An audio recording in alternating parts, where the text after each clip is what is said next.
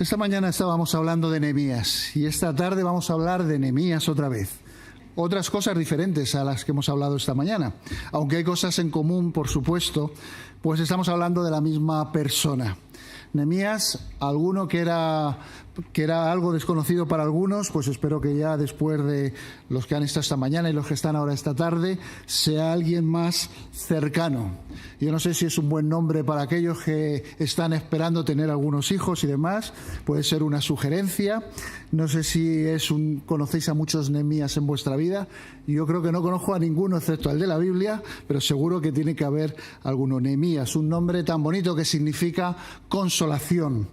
Un nombre que no hemos usado mucho y está en un libro que, como decía esta mañana, está ahí en una zona de la Biblia que nos la saltamos. Enseguida llegamos a los salmos tan grandes y tan amplios y tan bonitos que a veces nos perdemos todas estas historias a las que tenemos también que recurrir, porque son historias de la Biblia, son historias de la palabra de Dios, historias a través de las cuales vamos a conocer un poquito más. Voy a explicar un poquito el contexto reducidamente. Esto sí que lo expliqué esta mañana, el resto no, pero esto un poquito más largo sí lo expliqué hablando de Nehemías, pero que es importante para entender en dónde estamos. Nehemías aparece en una época en la que Israel estaba ya dividida en dos reinos, había sido conquistada en el año 586. Los soldados babilónicos de Nabucodonosor II habían invadido, habían masacrado todo el pueblo, habían matado a muchísimas personas y a otros se los habían llevado cautivos. El pueblo estaba en el exilio. Hablaremos del exilio varias veces y eso en breve sería un poquito la situación. Cuando llega el tiempo de Nehemías, ya ha habido antes dos salidas de ese exilio, dos intentos de volver a la tierra por parte de Zorobabel, por parte de Esdras, y Nehemías sería, digamos, el tercer intento o el tercer momento de retorno del exilio a la tierra. Y ahí es donde estamos situados. Año 444, 445, para que lo tengamos un poco situado en la época. Nehemías es un texto en el cual nos dice que, y con eso acababa además el primer capítulo, que es el que hemos visto esta mañana, decía: en aquel entonces servía yo de copero del rey. Él era el copero del rey. ¿Qué es ser copero? Pues algunos pensarán que es el que le prepara las copas. Bueno, en cierto modo sí, pero el copero del rey era un puesto de máxima confianza, de máxima responsabilidad dentro de un reinado. Y Nehemías era un extranjero y Nehemías tenía ese puesto de máxima responsabilidad, en la que no era un simple sumiller, un simple, bueno, con todo mi respeto a los sumilleres y a su saber, no era un sumiller exactamente, no era exactamente un camarero, sino que era realmente un asesor del rey. Y así es como seguían haciéndolo. Y durante un tiempo determinado lo que hacían era ser copero, que era revisar todo el proceso de participación y de preparación de la bebida del rey, que era el punto más débil que tenían los reyes normalmente, porque si alguien quería matar al rey, el punto clave era envenenarle. En aquel entonces era la manera sofisticada en la cual se solía prescindir de los reyes. De manera que ser el copero del rey era de máxima responsabilidad y además dice mucho de la honorabilidad, de que era alguien insobornable, de que era alguien del cual se le podía respetar. Y habla mucho del valor moral que tenía Nehemías. Con eso le conocemos. En el capítulo primero se nos presenta un Nehemías como ejemplo de oración. Y de oración estamos hablando. Ejemplo de oración y de reconocimiento de la soberanía de Dios en su vida. Cuando digo esta frase, soberanía de Dios en su vida, a veces suena tan rimbombante que nos parece algo que es inalcanzable y sin embargo es lo más sencillo que hay. La soberanía de Dios en tu vida la tienes siempre y cuando tú quieras que Dios sea realmente no solo un acompañante, sino alguien que está contigo y que influye en tus decisiones, que le obedeces, que le presentas lo que tú quieres hacer, que le presentas tus propósitos, que le reconoces, que Él es el director de tus decisiones. Ese es el momento en el que tú estás dándole toda la soberanía a nuestro Señor. ¿Verdad que no es tan complicado? Bueno, algo complicado también es, porque darle toda la gloria al Señor, pero darle todas sus decisiones, a veces nuestro orgullo nos lo impide. Y esta mañana reflexionábamos sobre las claves de la oración de intercesión. Estamos en un tiempo que es importante interceder. Intercedemos por nuestras familias, intercedemos por nuestros hermanos en la fe, intercedemos por nuestros hermanos en La Palma que lo están pasando mal y todavía siguen en los medios, de manera que por eso nos acordamos de ellos y también porque pensamos en ellos. Intercedemos por la salvación de las personas que amamos. No sé si eso está en la lista de vuestras cosas por las que intercedes, pero interceder, orar por aquellos que conocemos, que pensamos que no están en el Señor y que podrían estar, oramos por ellos.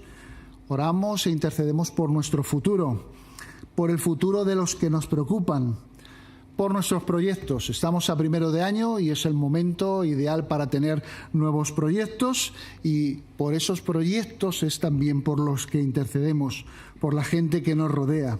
Y las claves que dábamos esta mañana sobre la oración de intercesión, viendo el ejemplo de Nehemías, que le hemos tomado como caso de éxito para poder aprender de él y de lo que dice en su palabra, decíamos que seamos sensibles de verdad por las personas, por aquellos que oramos, por aquellos que nos preocupamos, que realmente nos preocupemos, que no sea un solo Señor, tú lo sabes todo, haz lo que puedas. No, que en nuestra oración haya también esa preocupación y ese indagar por las personas que estás orando o por el tema que estés orando, para que sea una realidad y no solo algo superfluo.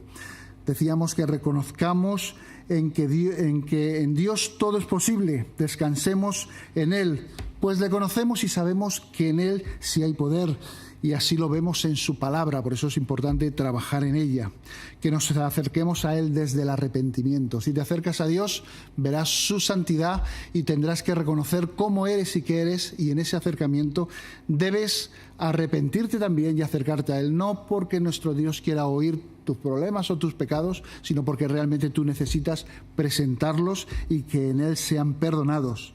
Y decíamos que también en nuestras oraciones de intercesión tengamos siempre el propósito de honrarle. Eso entra en el juego de soberanía de Dios que hablábamos antes, que quieres en esos proyectos también reverenciarle. Y decíamos esta mañana que eso es, en cierto modo, la clave del éxito. El éxito de lo que nosotros queremos, no. El éxito de que se cumpla su voluntad, que es lo que por lo que estamos preocupados y por lo que estamos aquí. Nehemías fue consciente de una situación, la destrucción de su pueblo, que seguía muy vigente en los ciudadanos de Jerusalén, seguían sufriendo, y él pensaba que esa situación debería cambiar de alguna manera, y empezó a orar al Señor, que era lo que veíamos esta mañana, pidiendo que cambiase la situación, la cual ponía en las manos del Señor, según las claves que hemos visto, y seguía orando. Esta tarde vamos a estudiar o vamos a reflexionar sobre el capítulo 2 de Nehemías, que es, digamos, la segunda parte o la siguiente sección, donde todo este tema está pendiente. Lo que queremos hoy es responder ahora y después de ese tiempo de oración, ¿y ahora qué? ¿Cómo procesar nuestros proyectos? ¿Cómo procesar nuestra vida en esa oración de intercesión?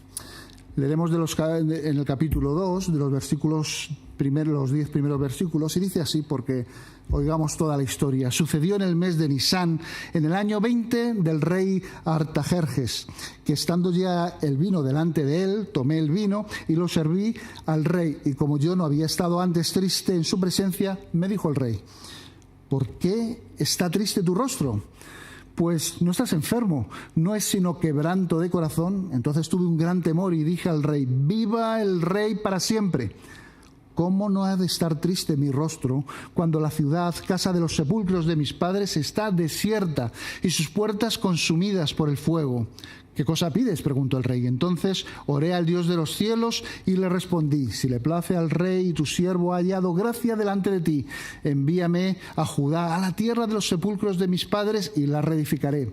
Entonces el rey, que tenía a la reina sentada junto a él, esta anotación, yo creo que parece que dice que era la que mandaba realmente, me preguntó: ¿cuánto durará tu viaje y cuándo volverás? Y agradó al rey enviarme después de que yo le indiqué las fechas. Le dije además al rey: si al rey le place, que se me den cartas para los gobernadores al otro lado del río, para que me franqueen el paso hasta que llegue a Judá. Y carta para Asaf, guarda del bosque del rey, a fin de que me dé madera para enmaderar las puertas de la ciudadela de la casa, para el muro de la ciudad y para la casa en que yo estaré. Y me lo concedió el rey porque la benéfica mano de mi Dios estaba sobre mí. Fui luego a los gobernadores del otro lado del río y les di las cartas del rey. También el rey envió conmigo capitanes del ejército y gente de a caballo. Pero cuando lo oyeron Sanbalat el horonita y Tobías el siervo amonita, les disgustó mucho que viniera alguien a procurar el bien de los hijos de Israel. Hasta aquí la palabra del Señor, y es de lo que vamos a estar hablando hoy. El capítulo 2 comienza diciendo: un día del mes de Nisán, en el año 20 de su reinado. La verdad que el libro de Nehemías tiene un montón de fechas y citas que nos lo sitúa perfectamente. Por eso antes podía dar la fecha del año aproximado en que era. Pero aquí lo que nos está diciendo, igual que al principio nos hablaba que era en el mes de Kiseu y ahora es el mes de Nisán, nos está hablando que habían pasado 4 meses desde que Nehemías era consciente de lo que pasaba en su pueblo.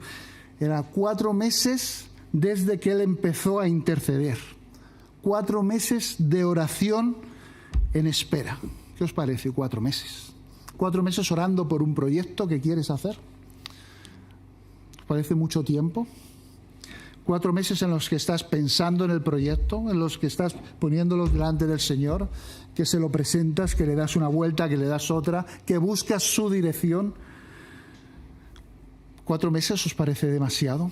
Cuando conoces a Nehemías, os animo a leer todo el libro para conocerle en profundidad, veis que no es un hombre pasivo. Veis que no es esos de, pues estoy aquí viéndolas venir a ver si el Señor ya de una vez hace lo que le toca, que yo ya lo he puesto en oración. Nehemías era alguien muy activo.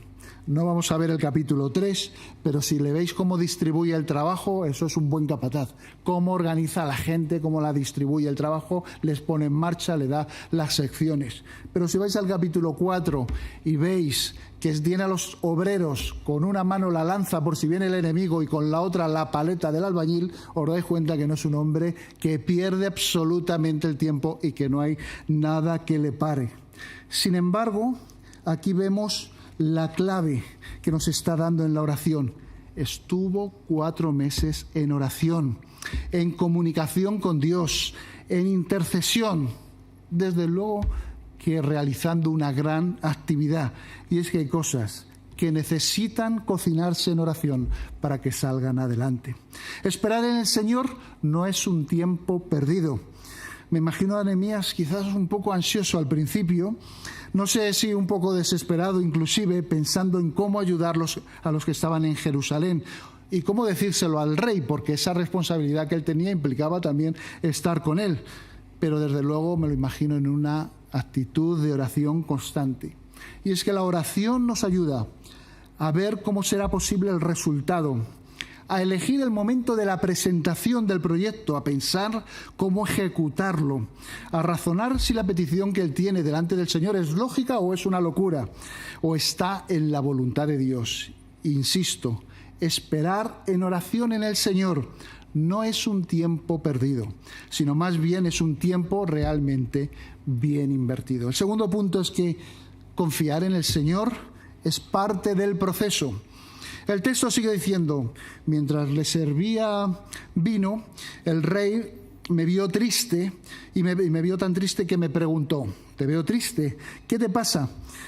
No pareces estar enfermo, así que debes tener algún otro problema. Y en aquel momento sentí un gran temor. Y le dije al rey: viva siempre su majestad. ¿Cómo no ha de verme triste si la ciudad donde están las tumbas de mis padres se halla en ruinas y en sus puertas han sido quemadas? En aquel tiempo sentí un gran temor. ¿Es lícito tener temor? A ver, Nehemías, si has estado orando 4 meses, si has estado pidiéndole al Señor durante tanto tiempo el poder realizar bien el proyecto, ¿es lícito tener temor? Estamos orando, tenemos al Señor presente, le buscamos en la situación, que era lo que estaba haciendo Nehemías, 4 meses haciendo eso, y además ya hemos dicho que de una manera activa. ¿Es lícito tener temores? Pues Nehemías tenía muchos temores, hasta se le notaba, es decir, había una expresión somática en su cuerpo de lo que él sentía, y por eso el rey se lo dijo. Claro que es lícito tener temores. Somos humanos y no lo sabemos todo. Alguno puede pensar que lo sabe todo, pero realmente no lo sabemos todo. Y si sabemos algo, es que nos equivocamos y que los proyectos no son siempre como nosotros queremos que sean. Creo que en este pasaje lo que vemos es sobre todo una muestra de humildad por parte de Nehemías.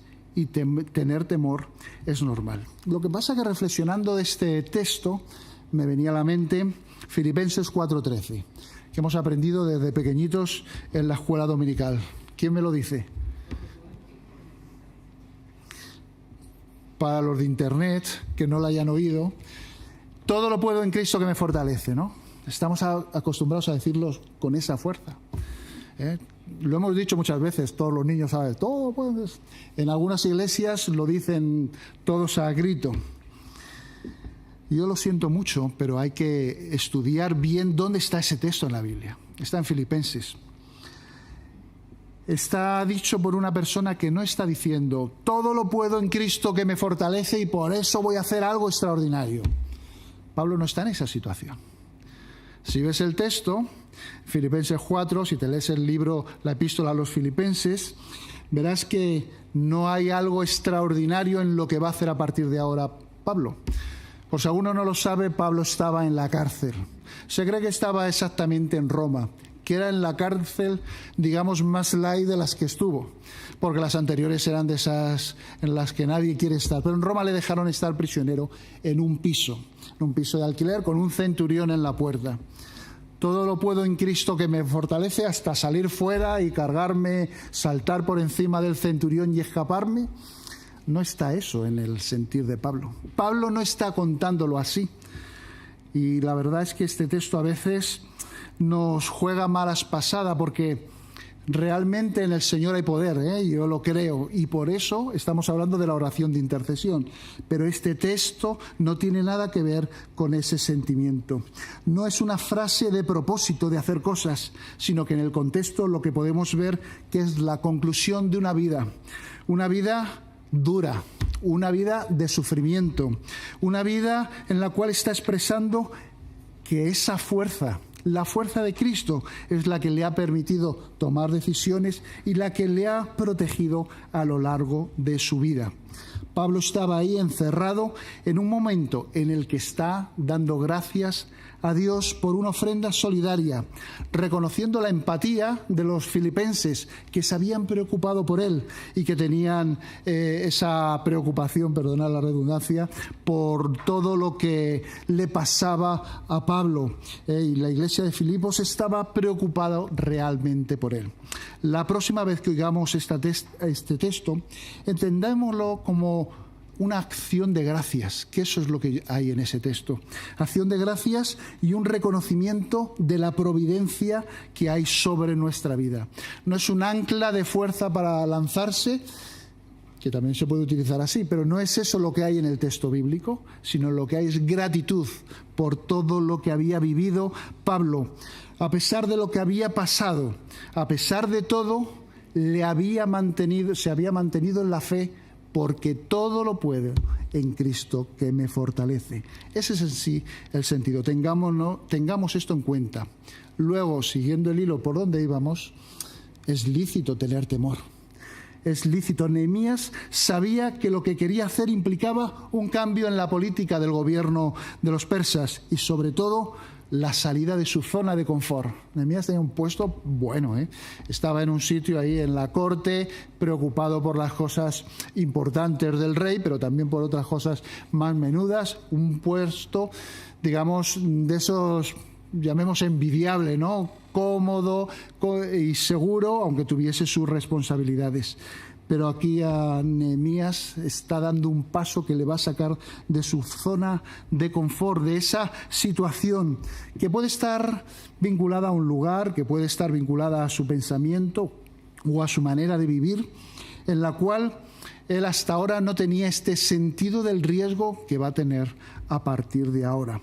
Ahora dirá adiós a eso que tenía antes, a esa situación tan cómoda que tenía, porque literalmente el dar el paso, el hacer esta petición, era jugarse la vida. Podría no solo perder su libertad, ni su posición, sino incluso perder la vida, pues como sabéis, en aquel entonces era muy fácil el quitarle la vida a un súbdito de este tipo.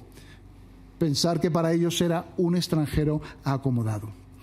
Pero Nehemías recibe la fuerza necesaria para hacer frente a la situación por la que ha estado orando. Muchas veces nos enfrentamos a situaciones en las que no estamos preparados o no estamos capacitados previamente.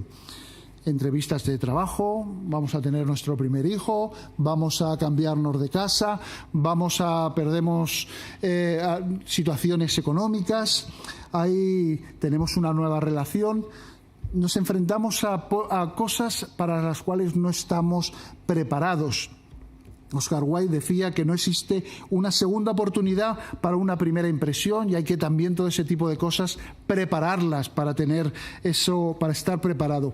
Y quizá Nehemías estaba enfrentando a una situación para la cual previamente no estaba preparado, pero a través de la oración estuvo preparándose. No perdió la oportunidad a pesar de sus temores. Las primeras palabras de Nehemías explicando lo que había hecho que el rey se fijase en él, y eso fue clave. No nombra a la ciudad, no dice quiero irme a Jerusalén. Si os fijáis en el texto que hemos visto, no nombra a la ciudad, sino que hace énfasis en 4 cosas: tumbas, padres o progenitores, padres, puertas, ruinas, cosa quemada, presentando el tema con una gran preocupación personal.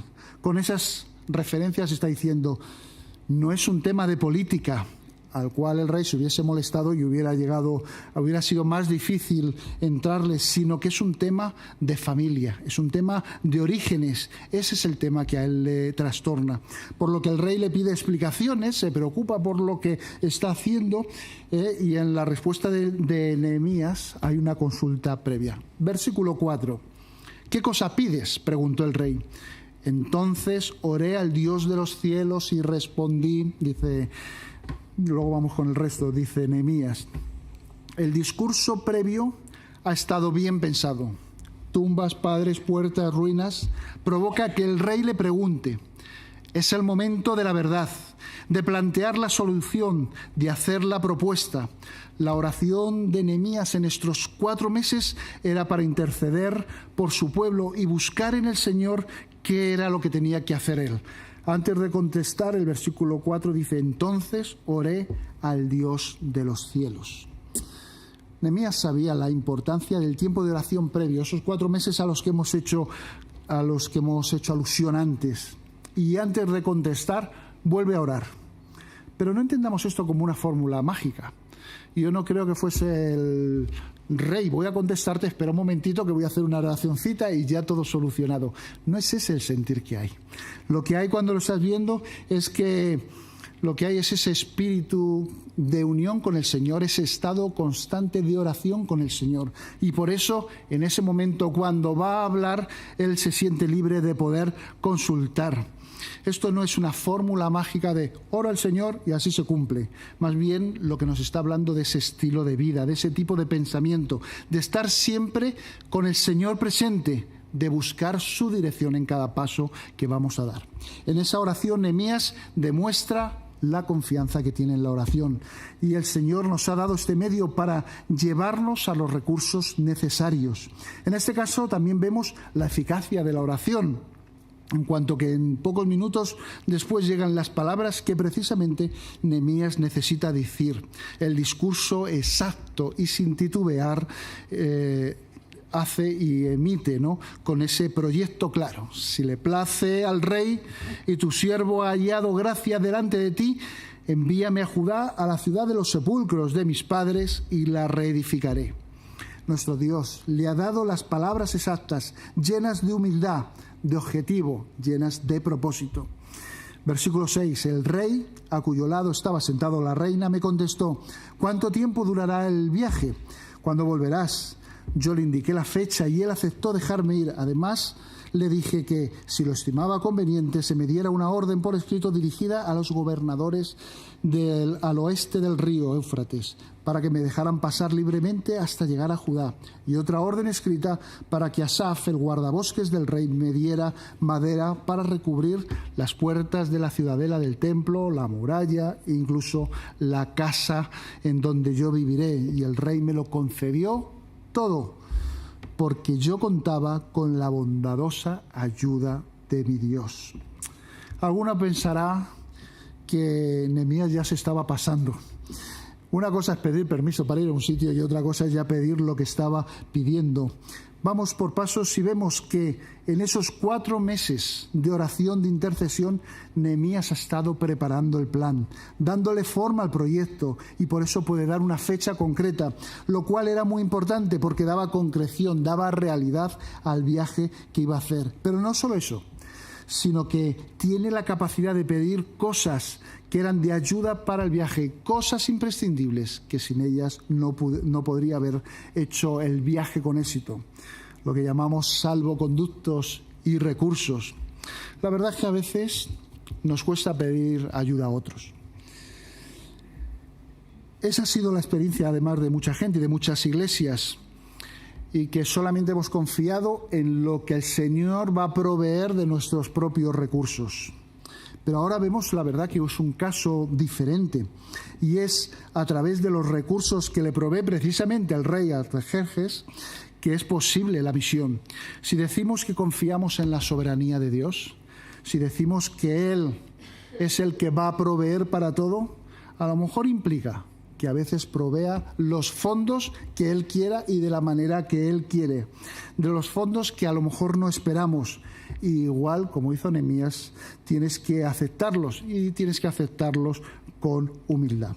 Para Nehemías, la confirmación del Señor era precisamente obtener toda esa ayuda, que el rey no solo le tolerase el viaje, sino que le diera los permisos oficiales necesarios. Él decía una orden por escrito dirigida a los gobernadores, porque si no podría haber tenido muchos problemas. Y los recursos necesarios para construir. Otra orden escrita para Asaf, el guardabosques, porque si no realmente lo hubiera tenido complicado. Él va a restaurar una ciudad empezando por restaurar una muralla. Si no tiene esos recursos, a lo mejor su viaje hubiera sido más infructuoso.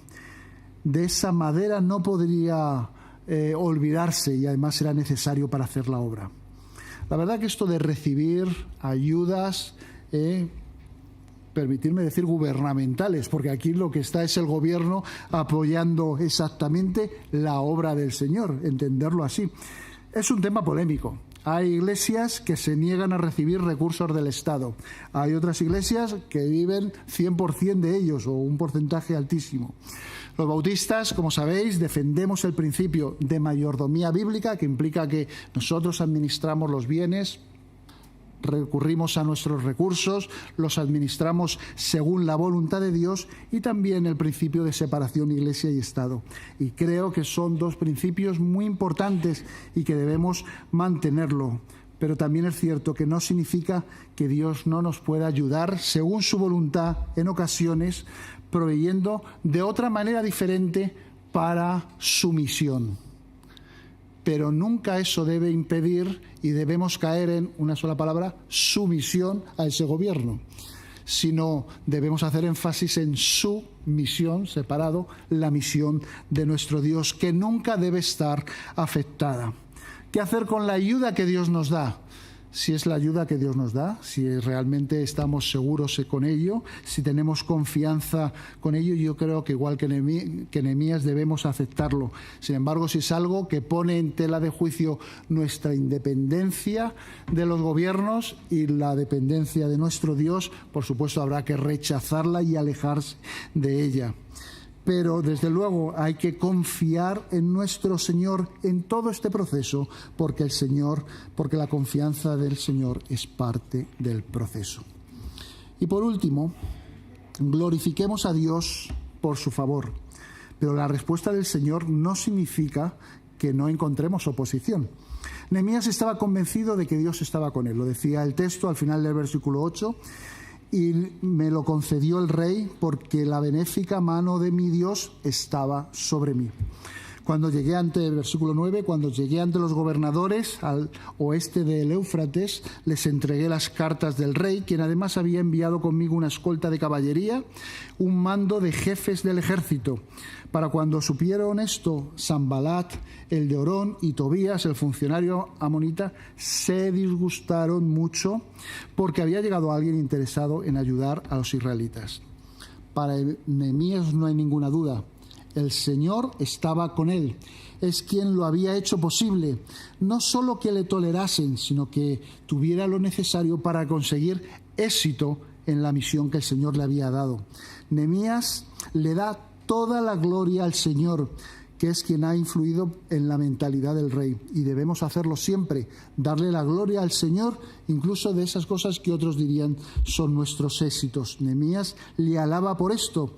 Y no se pone méritos a él, sino a Dios, a quien le da toda la gloria en la situación. No olvidemos al principio que decíamos que Nehemías además es un ejemplo de oración y reconocimiento de la soberanía de Dios en su vida. Pero el final del texto nos avisa de que quizá el final de la historia es muy bueno, pero hay un camino duro que recorrer. Y es que no en todos nuestros planes, en todos nuestros proyectos, estará todo el mundo contento. En nuestra vida tendremos muchos Sanbalates. Sanbalat es el que nombra, y Tobías, a los que quizá tengamos que, permitirme la expresión, torear o tolerar porque se opondrán a nuestros planes. Dice el texto bíblico, se disgustaron mucho. A mí me parece que esto es un eufemismo de cómo fue la situación y lo que sintieron al ver a Nehemías por allí queriendo ayudar al pueblo de Israel. Hoy hemos visto las claves de la oración de intercesión y en particular hemos visto cómo vivir cada una de estas situaciones.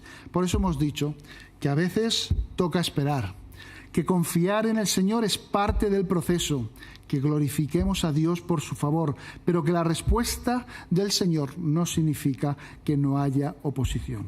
Mi pregunta que quiero hacerte hoy a ti es: ¿has puesto ya tus proyectos del año 2022 delante del Señor? ¿Le has tenido en cuenta? ¿Se los has presentado? ¿Estás en la época de los 4 meses de espera de Nehemías? Me gustaría animarte a que, si no lo has hecho todavía, tomes hoy un tiempo personal en el cual todas esas cosas que quieres hacer durante este año se las presentes al Señor. Quizás son nuevos estudios de los que estamos hablando, quizás es una nueva situación, y quisiera pedirte que se los presentaras al Señor. Me gustaría invitarte a que tengas un momento de reflexión en el que brevemente lo compartas con nuestro Dios, le dediques ese tiempo, que le pidas que el Señor te enseñe a esperar, porque qué difícil es la espera. Esos supuestos 4 meses, que con eso no estoy dando una norma, sino contando simplemente un hecho de lo que le pasó a él, pero es muy importante confiar en el Señor y dejar y reposar en Él. Pero sobre todo, no olvidar que toda la gloria debe ser para Él. Él os bendiga.